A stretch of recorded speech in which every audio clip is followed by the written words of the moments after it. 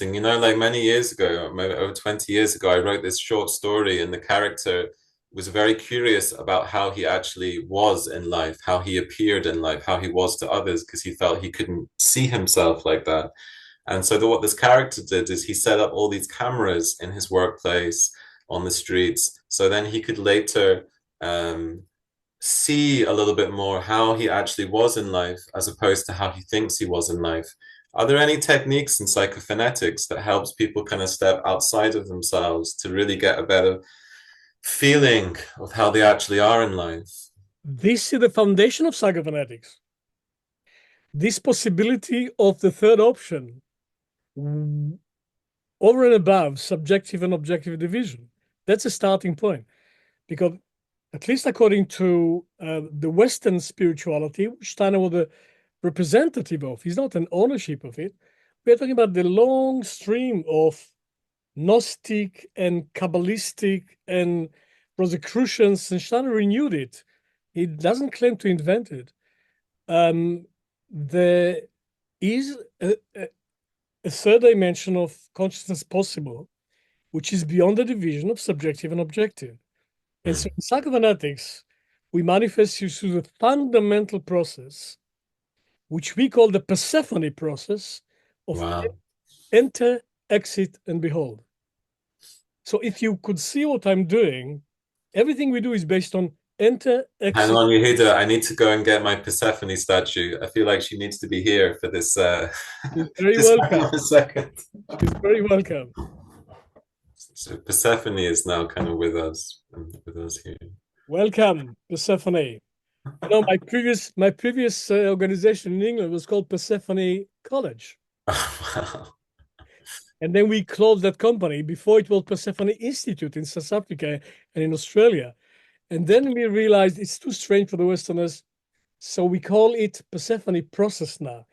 And Persephone Process is the motherboard of psychophonetics. That's how it started. Because it started by training actors and building characters. I realized people enter, enter, enter, and they cannot exit. So I had to invent for them to exit so they can live a normal life.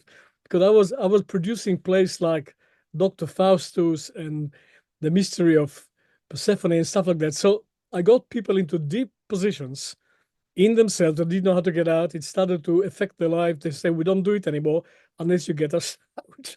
So I had to develop a process of getting them out. And that's where enter, exit, behold come from. But actually, the origin is the mysteries of Persephone, which sometimes I like to teach in the college too. I don't want to bother my students with too much theory because not for everybody, speaking on the level you and I speak now is real. And the danger is out of many years of technical, academic, analytical education, the moment you speak beyond experience, people think you're intellectual. I know it's not like this for you. And that's why it is a relief for me to speak on this level. Not everybody can. You are not just thinking in these terms, you are also a practitioner. So people can speculate spiritually, or people can be practical materialistically. Not many people combine the two. I love that, but I do hope that people watching these little conversations between us will be more receptive or open to these experiences, which I've had. I mean, I went on a journey about a month ago, and which felt like a catabasis kind of journey to the underworld. And I met Persephone. I had an encounter with her, and she said some very interesting things for me.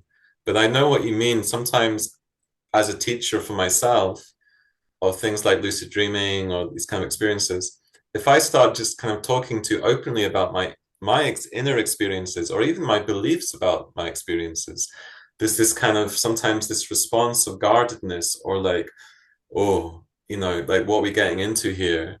Because if this guy's actually thinking he's meeting Persephone and he's not just talking about it on a symbolic level, it's like, how do people relate to that? Well, for most people in the West, the spiritual dimension is like an appendage. It's like a prothesa borrowed from another source that didn't process it for themselves. Much fewer are the people who can expand to a spiritual dimension without letting go of the major achievement of the West, which is mm, independent, individual conscious thinking. mm, And Steiner was the forerunner of saying, we can be both. We don't have to choose one or the other. mm, Left, he left the Theosophical Society. He was